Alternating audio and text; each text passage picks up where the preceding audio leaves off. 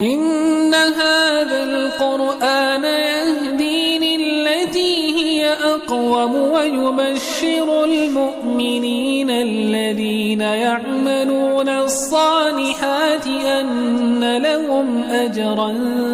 كبيرا. بسم الله الرحمن الرحيم. الحمد لله رب العالمين وصلى الله على النبي الكريم وآله وصحبه أجمعين وبعد. اعوذ باللہ من الشیطان الرجیم. ثم قست قلوبکم من بعد ذلك فهي كالحجارة أو أشد قسوة وإن من الحجارة لما يتفجر منه الأنهار وإن منها لما يشقق فيخرج منه الماء وإن منها لما يهبط من خشية الله وما الله بغافل عما تعملون.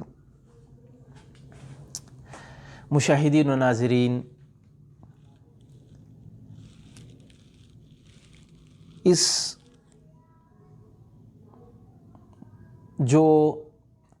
سے پہلے کے واقعات و معجزات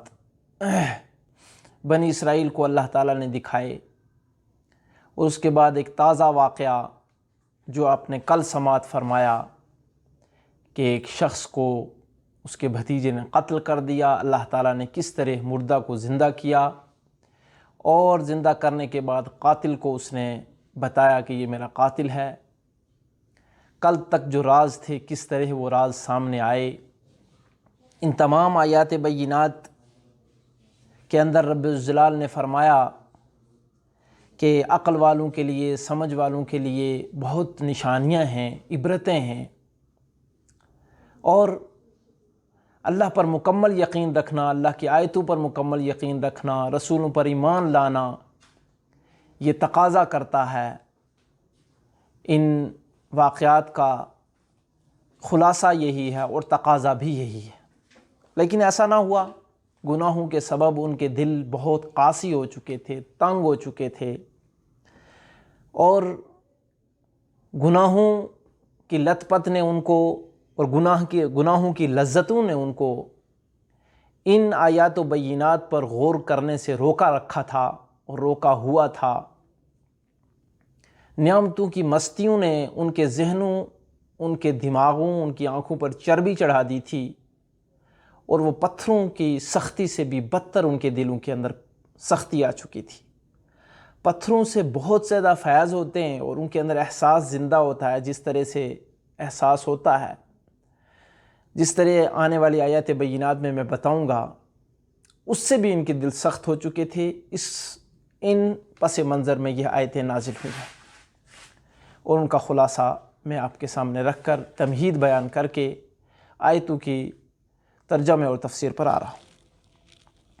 اللہ فرماتے ہیں ثم قست قلوبکم من بعد ذلك فهي كالحجارة واشد قسوة، پھر اس کے بعد تمہارے دل پتھر جیسے ہو چکے تھے،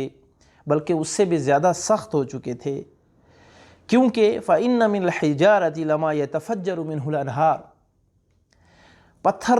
تو ایسے بھی ہیں کہ جب پھٹتے ہیں تو ان کے اندر سے نہریں چل پڑتی ہیں۔ وَإِنَّ مِنْهَا لَمَا يَشَّقَّقُ فَيَخْرُجُ مِنْهُ الْمَاءُ، اور کچھ ایسے ہیں کہ جب وہ پھٹتے ہیں تو ان میں سے چشمے، یعنی نہر بڑی چیز ہے اور چشمے چھوٹے، چشمے بھی نکل آتے ہیں۔ وَإِنَّ مِنْهَا، اور پتھروں میں سے ایسے پتھر بھی ہیں لَمَا يَهْبِطُ مِنْ خَشْيَةِ اللَّهِ، جو اللہ کے ڈر سے گر جاتے ہیں۔ اگر وہ بہت اونچائی پر ہوں اور اللہ رب العالمین کا جلال اور اس کی عظمت کا احساس انہیں ہو جائے تو وہ گر پڑتے ہیں، اپنی جگہ چھوڑ جاتے ہیں۔ وَمَا اللَّهُ بِغَافِلٍ عَمَّا تَعْمَلُونَ، اور تم جو لوگ عمل کر رہے ہو، اللہ رب العالمین احکم الحاکمین اس سے غافل نہیں ہیں۔ یہ تمام چیزیں اللہ رب العالمین کے علم میں ہیں۔ محترم سامعین اور مشاہدین، یہاں اس بات کی وضاحت ہو رہی ہے کہ اپنے دلوں کو کبھی بھی تنگ نہ ہونے دو، اپنے دلوں کے اوپر سختی کو غالب نہ ہونے دو، اپنے دلوں کے اندر ہمیشہ نرمی رکھو، اپنے دلوں کے اندر ہمیشہ تفقع کا مادہ، اور ہر بات کے اندر باریکی اور سوچ و سمجھ کے جو گوشے ہیں اور جو جگہ ہیں ان کو زندہ رکھو اور باقی رکھو۔ کبھی دنیا کی ملذات میں، کبھی بھی اللہ کی جو نشانیاں ہیں ان سے انسان کو غافل نہیں ہونا چاہیے، ان سے دروس، ان سے سبق حاصل کرنے چاہیے اور ہمیشہ فکر کی زندگی گزارنی چاہیے۔ انسان یہ گوشت پوشت کا بنا ہوا یہ یقین کرے اور اپنے اندر اگر غور کرے تو اس کو یقین پختہ ہو جائے گا کہ آخر اس کے اندر ہے کیا، وہ تکبر کیوں کرتا ہے۔ افلا ينظر الانسان مما خلق، کس چیز سے پیدا ہوا ہے۔ اللہ تعالیٰ نے یہ بھی بارہا اس چیز کی طرف تنبیہ کی ہے۔ پھر جو اس کے اندر جو نظام رکھا ہے یہ کس کے قبضہ قدرت میں ہے؟ دل کسی کی اجازت سے چل رہا ہے یا اس کے اوپر آپ خرچ کر رہے ہو؟ آنکھوں کی روشنی کے اوپر آپ کی کیا محنت ہے بتاؤ؟ ہاضمے کے لیے آپ کیا چیزیں استعمال کر رہے ہو؟ یہ خود بخود اللہ کا نظام چل رہا ہے یا اس کے اوپر کچھ آپ خرچ کر رہے ہو؟ اگر انسان اپنے جسم میں غور کرے اس کو یقین ہو جائے گا کہ مجھے بالکل تکبر نہیں کرنا چاہیے اور خالق مالک اور رب جس نے میرے اس جسم کو جوڑا اور برابر برابر بنایا ہے وہ واقعتاً بہت بڑی ذات ہے اور بڑی پاک ذات ہے ہر عیب سے، مجھے اس کی گستاخی نہیں کرنی چاہیے۔ میرے بھائیوں، پتھروں کا ذکر آ چکا ہے تو سورہ بنی اسرائیل کے اندر بھی رب الجلال احکم الحاکمین نے پتھروں کے اس واقعے کو لے کر ذرا تفصیل ذکر کی ہے، میں آپ کے سامنے رکھ دینا چاہتا ہوں۔ اصل میں انسان قاسی دل جو انسان ہے اس کو پتھر سے بھی بدتر قرار دے کر پتھر کو نمایاں کیا گیا کہ قاسی دل انسان سے تو پتھر بہتر ہے، اس سے چشمے نکل رہے ہیں، اس سے پانی نکل رہا ہے اور اللہ کے ڈر سے ہمیشہ لرزے میں ہے۔ اللہ رب العالمین احکم الحاکمین نے ایک چھوٹی سی تجلی طور پہ دی تو پتھر پھٹ گیا، برداشت نہیں کر پایا اللہ رب العالمین کی ہیبت اور عظمت کو۔ یہ انسان کتنا سخت ہے، میں اور آپ غور کریں، یہ کتنا تنگ دل ہے اور کتنا سخت ہو جاتا ہے کہ پتھروں سے بھی بدتر ہو جاتا ہے۔ حال یہ ہے کہ پتھر کوئی انسان سمجھتا کچھ نہیں لیکن اس کی اہمیت اس قاسی قلب سے بڑی ہے اور وہ عظیم ہو جاتا ہے اس وقت وہ پتھر بھی۔ اللہ رب العالمین نے داؤد علیہ السلام کا ذکر بنی اسرائیل میں بیان کیا تو اس طرح ارشاد فرمایا اِنَّا سَخَّرْنَا الْجِبَالَ مَعَهُ يُسَبِّحْنَ بِالْعَشِيِّ وَالْإِشْرَاقِ، ہم نے پہاڑوں کو داؤد علیہ السلام کے تابع کر دیا، بس وہ صبح شام ان کے ساتھ اللہ کا ذکر کرتے۔ جس طرح داؤد علیہ السلام اللہ کا ذکر کرتے تو وہ بھی اللہ تعالیٰ کا ذکر کرتے رہتے۔ اللہ رب العالمین نے جو بھی دنیا کے اندر چیزیں پیدا کی ہیں تمام ذکر کرتی ہیں اللہ رب العالمین کا، جس طرح ان کو حکم ہوا ہے۔ اللہ تعالیٰ نے فرمایا وَلَٰكِن لَا تَفْقَهُونَ تَسْبِيحَهُمْ، لیکن آپ ان کی تسبیح کو سمجھ نہیں سکتے ہو۔ لیکن جس طرح نبی علیہ السلام کو کے معجزات میں سے یہ معجزہ بتایا جاتا ہے کہ پتھروں کی زبان اللہ کے نبی صلی اللہ علیہ وسلم سمجھتے تھے۔ بخاری شریف کی روایت بھی ہے اور سیرت نگاروں نے بھی لکھا ہے، پیارے نبی علیہ السلام نے فرمایا كُنْتُ أَعْلَمُ حَجَرًا كَانَ يُسَلِّمُ عَلَيَّ قَبْلَ الْفَتْحِ، مکہ میں قبل البعثہ، بعثت سے پہلے پیارے نبی علیہ السلام مکہ میں جب چلتے پھرتے اور اس پہاڑ کے پاس سے گزرتے، پیارے نبی علیہ السلام فرماتے ہیں کہ میں اس پتھر کو جانتا ہوں، جب بھی میں اس کے پاس سے گزرتا وہ مجھے سلام کرتا۔ پھر اس لکڑی کا واقعہ جو نبی علیہ السلام بطور ممبر مسجد نبوی میں ٹیک لگانے کے لیے استعمال کیا کرتے تھے، آپ کو مشہور واقعہ جو کہ مستند روایت سے ہے، مسلم شریف میں کتاب المناقب میں غالباً اس کا ذکر ہوا ہے، جی ہاں، کہ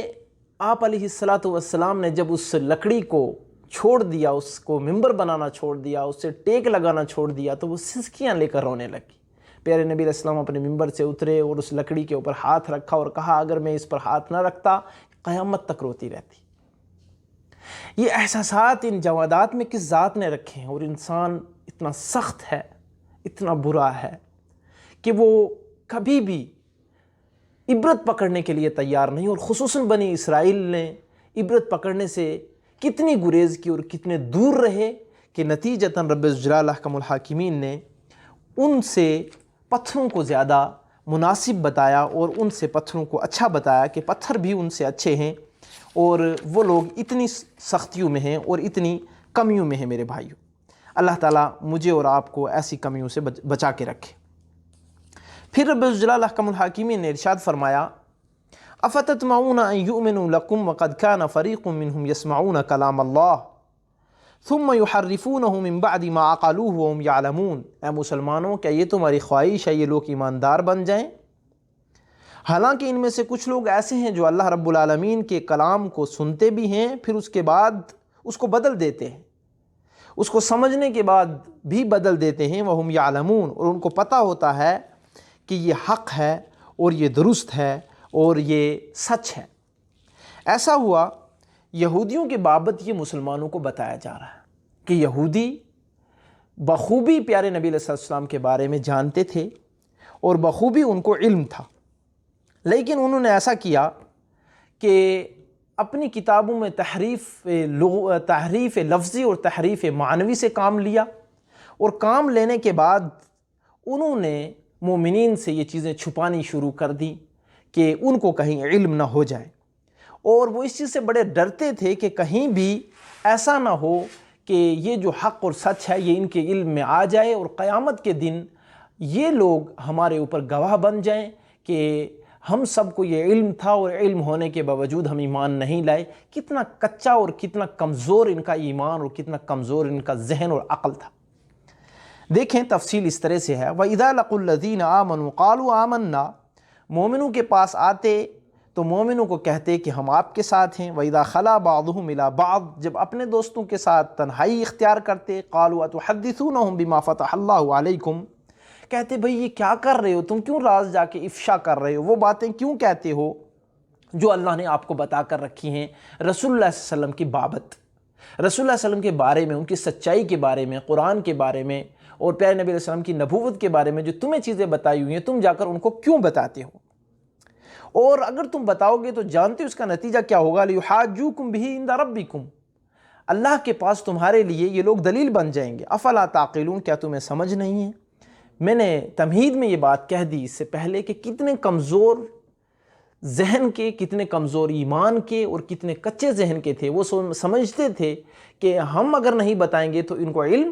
نہیں ہوگا۔ حال یہ ہے کہ اللہ رب العالمین علیم و خبیر ذات پیارے نبی علیہ السلام کو تو وحی کے ذریعے بتا دیتی تھی، لہٰذا وہ بتاتے یا نہ بتاتے ان کے لیے برابر تھا۔ حق تو یہ تھا کہ جو ان کے پاس حق ہے اس پر وہ ایمان لائیں، اور ایمان لانے کے بعد مشرف با اسلام ہو جائیں اور اللہ کی نعمتوں میں آ جائیں اور ہدایت پر آ جائیں، لیکن ایسا نہ ہوا۔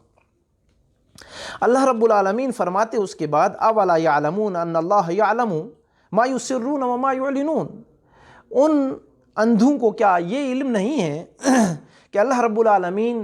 تمام وہ چیزیں جانتا ہے جو وہ چھپاتے ہیں وہ بھی، اور جس چیز کو وہ ظاہر کرتے ہیں وہ بھی اللہ رب العالمین احکم الحاکمین کے علم میں ہے۔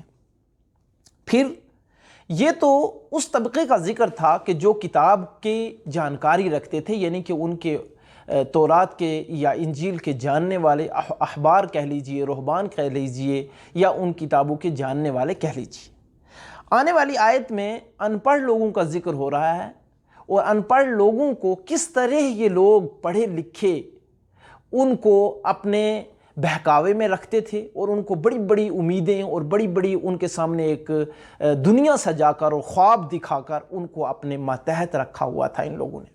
وَمِنْهُمْ أُمِّيُّونَ لَا يَعْلَمُونَ الْكِتَابَ، ان میں سے بعض ان پڑھ لوگ ایسے تھے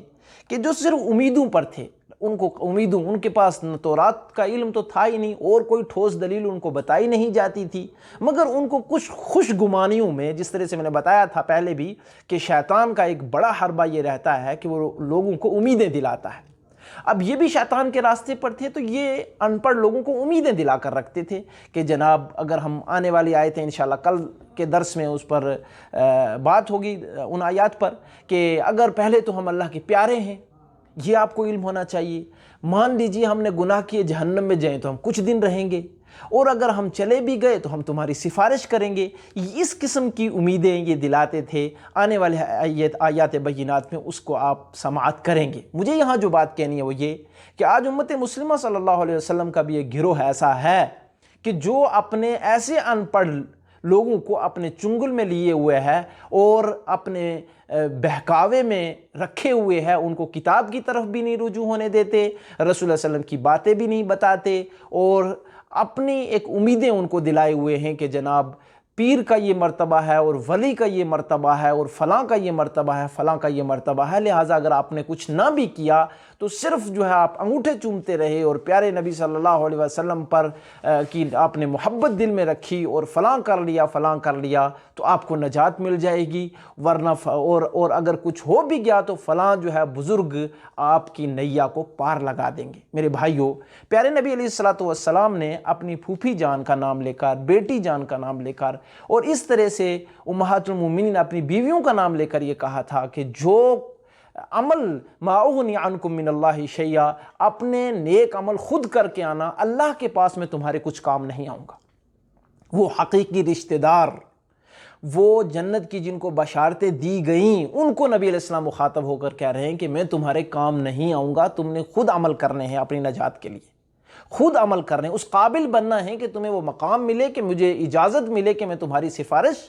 کر پاؤں۔ لمحہ فکریہ ہے۔ عملی گوشوں میں 3 بڑی چیزیں ہیں۔ سب سے پہلی چیز وہ یہ کہ اپنے دلوں کو تنگ ہونے سے اور اپنے دلوں کی سختی کا محاسبہ کیجیے، کہیں دل سخت تو نہیں ہے۔ اس کے لیے پیارے نبی علیہ السلام نے فرمایا تھا کہ اذکروا حازم اللذات، لوگوں اس لذتوں کو ختم کر دینے والی چیز کو بار بار یاد کیا کرو، وہ موت ہے۔ قبرستان جایا کیجئے، اسی طرح سے کبھی کبھی سوکھا کھایا کیجئے، غریبوں کے پاس جایا کیجئے، بیماروں کی زیارت کیا کیجئے، تاکہ دلوں کی جو تنگی ہے، دلوں کی جو سختی ہے، وہ نرمی میں بدل جائے اور انسان اللہ کا شکر گزار ہو اور اللہ رب العالمین کی نعمتوں کا اس کے اندر احساس پیدا ہو جائے۔ دوسری بڑے گوشوں میں میں نے کل بھی بتایا اور آج بھی بات آئی کہ اللہ رب العالمین ظاہر باطن دونوں کو جاننے والا ہے۔ اپنا باطن جتنا اچھا کریں گے، تنہائی کو جتنا اچھا رکھیں گے، اتنی جو ہے ہمارے اتنا ظاہری ہمارا اور بہتر ہو جائے گا۔ اور آخری لمحہ فکریہ ہمارے لیے اور عملی گوشہ وہ یہ ہے کہ ہم اور آپ تحقیق کی دنیا میں قدم رکھیں اور اپنی آخرت اور اپنی جنت حاصل کرنے کے لیے سعی خود کریں، اس کا ٹھیکہ ہمیں ہی ہے، ہماری جگہ کوئی کچھ کام کرنے والا نہیں ہے۔ کسی کے بہکاوے میں مت آئیے، خوشگمانیوں میں مت رہیے۔ دین اسلام یہ عملی زندگی کا نام ہے اور اللہ کی باتیں اور اللہ کے رسول صلی اللہ علیہ وسلم کی باتوں پر عمل کرنے کے بعد ہی انسان وہ مقام پا سکتا ہے جو دنیا کی بھی بھلائی کا اور آخرت کی بھی بھلائی کا ہے۔ یہاں پر یہ بات واضح رہنی چاہیے کہ کوئی خوشگمانی، کوئی انسان کے ذہن میں خواب، کوئی دوسرا ٹھیکیدار ہوگا ہمارا اور عمل کے بغیر کوئی دوسرا نجات کروا پائے گا، اس چیز کا نام دین اسلام نہیں ہے۔ اللہ تعالیٰ سے دعا کرتا ہوں اللہ کہنے والے اور سننے والوں کو دین اسلام پر چلنے کی توفیق عطا فرمائے اور غلطیوں کو معاف فرمائے، ہمیں اور ہمارے ماں باپ بھی بچوں کو جہنم سے آزاد کرے، جنت الفردوس میں اعلیٰ مقام عطا فرمائے، دلوں کی نرمی نصیب کرے، توحید و سنت کی اتباع کرنے کی توفیق دے اور شرک و بدعت سے بچائے۔ آمین وصلی اللہ علی النبی الکریم۔ سبحانک اللہم وبحمدک اشہد ان لا الہ الا انت استغفرک واتوب الیک۔ السلام علیکم ورحمۃ اللہ وبرکاتہ۔